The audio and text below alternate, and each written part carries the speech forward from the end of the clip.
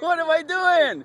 He finally asked a question, dear viewers. What I'm doing is recording this amazing flute player by the name of... What's your name, sir? I don't have a name. Come on. No, forget that.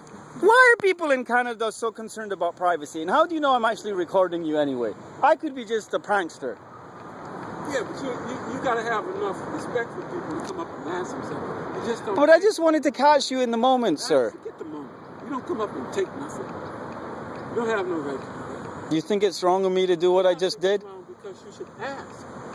So what should I do? Interrupt your beautiful harmony and say, sir, you are an incredible flute player.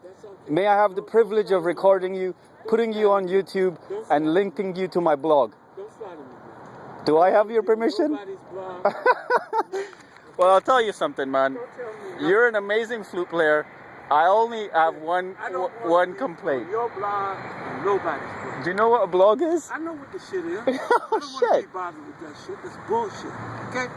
Do not take pictures of me. But you're an amazing talent. You need to be shared with the world, bro. You got a gift. Why are you hoarding that stuff? Give me some money. Money? I wish I had some money. Just because I'm wearing a suit, I just come out of goddamn shelter, man. I'm trying to make it in the world myself. Look. You think just because I'm wearing a suit, I got money? Hey, I'll tell you one thing. I can take you to a restaurant and buy you something on my card. No. You want a meal, man? No, I don't want no meal. I don't want no meal. You want cash only? I don't. Hey, if I get you some money, will you play a flute and then I can record you? Look, you don't understand. If you get me to an ATM machine, maybe I can get some... Technology has fucked up the last 20, 30 years of people's minds. All right? Like TV big time. TV's the biggest one, right? All the gadgets. Really? Look, You think so? So what about these beautiful buildings and the boats and the airplanes and all this nice stuff? That has nothing to do with anything. What I'm saying is, the general public throughout the world, doesn't matter you or anybody. You could be in Iran, you could be in any goddamn place. But the general public has, how do I say, they have access. You're a great flute player, bro. Access, okay? I'm serious, man. I'm a musician too. I can tell, like, you play from the heart. That you were just making that stuff up on the fly, improvising. Yeah, I know. I believe that TV... I mean, he brings up a good point, viewers. I'll see you later, man. And I apologize for overstepping the bounds there. So, he made a very good point. He said something like, technology has screwed up people's minds. I remember the first time I was acquainted with this unique proposition, and for those of you who are more technically inclined, the word is Luddite, L-U-D-D-I-T. So the first time I was acquainted with this, look at that amazing boat out on the water. Can you see it out there? Let me just zoom it in for you. Look at that stuff, man. This is Toronto. This is freaking Toronto. I'm telling you, man. CN Tower, just behind one of those buildings there in the distance. Look at this gorgeous park. And I keep going on about how the difference between Seattle and Toronto in terms of the waterfront is basically access to the waterfront. Out there, like all of the whole waterfront, all of it is like basically hoarded up by private properties. Like Bill Gates, I keep like talking about his famous 2 properties like on the water in Redmond or whatever. And look, there's one of the airports over here. You can see a plane. Where's that plane? God damn it, Jim. I thought there was a plane in the background there. In any case, Bill Gates has 2 properties. Seattle has no waterfront access for the general public. Toronto has amazing access for the general public. Guy on a bench there wondering what the heck I'm doing and whether it's normal for people to talk to themselves and stuff like that. But Luddite is the word. The Luddite is basically someone who's anti-technology. And it's a bit of an extreme kind of point of view of the world kind of thing.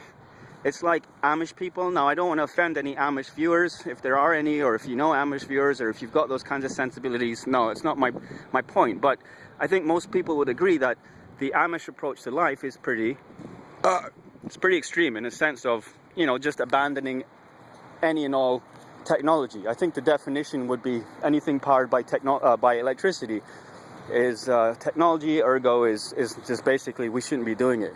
I mean, I think the thinking would be something like, well, if God had wanted us to fly, he'd given us wings, right? And if God had wanted us to have TVs, he would have created electricity. Well, hello, what about lightning? Yeah? Well, in any case, it doesn't matter. I believe something else, which is that God gives us the raw materials to create an amazing world. which is what we've done here in the city of Toronto. So the waterfront access here is amazing. Luddites and all that stuff, they're out the window, because I think it's an extreme. Like the moderate path is always the correct path. Last thing I wanted to say is the first time I was acquainted with this point of view was in Vancouver. I had an Afghani neighbor, and he said something like, TV has ruined the world, something like that. And he said something like, well, when you what did he say? He says when you see the news, they're just showing you stuff like, well, XYZ's dog went and died or something like that. And they're not even talking about stuff that's really important. I mean, I think most people would agree that mainstream media is out of whack.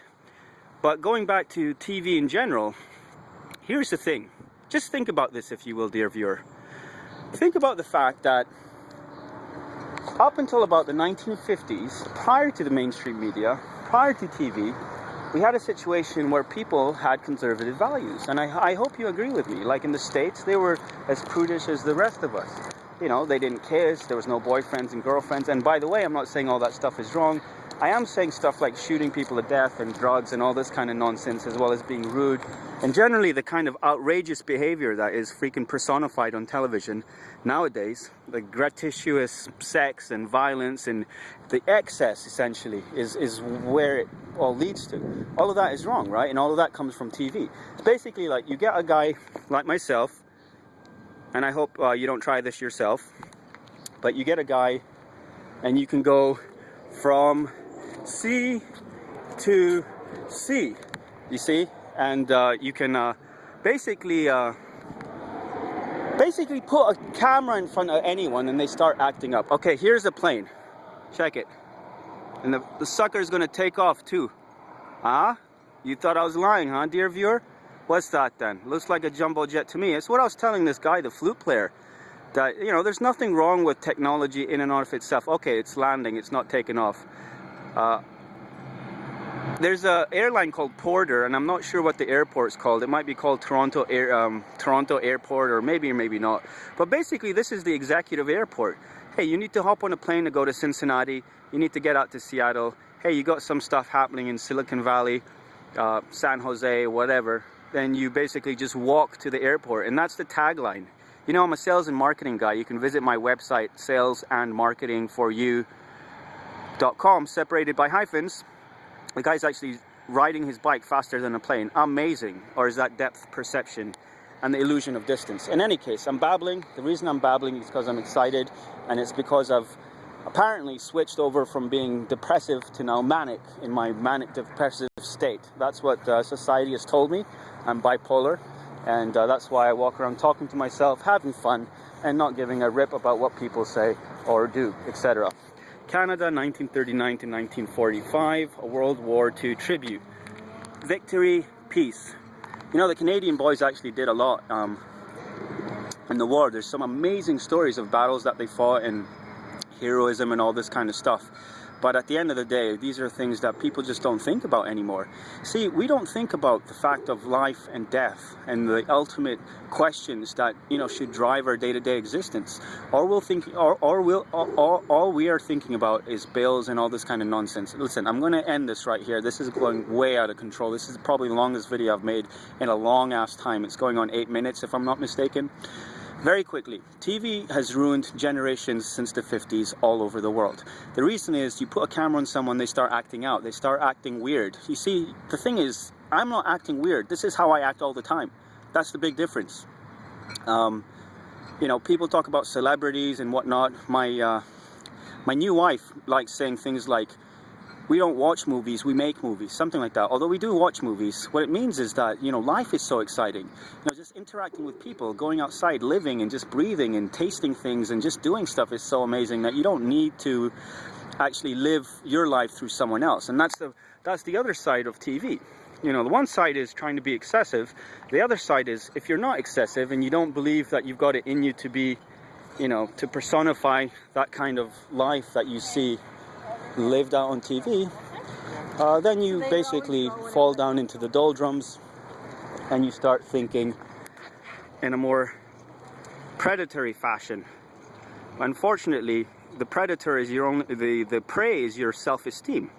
You start thinking things like, well, I'm not good enough and all this kind of nonsense, and then you just get to a point where you just live your life through others. What I mean by that is you glorify people on TV, like celebrities and all this kind of stuff, and I think you know where I'm going with that. So TV, yes. Technology, no. And that's about it, over and out. What I'm trying to do at this point is find a hot spot somewhere so that I can get online and check my email and see if my ex-wife is able to come and hang out with me and get some coffee after her hair coloring class today, which is actually not too far away. So thanks for tuning in, and we'll talk to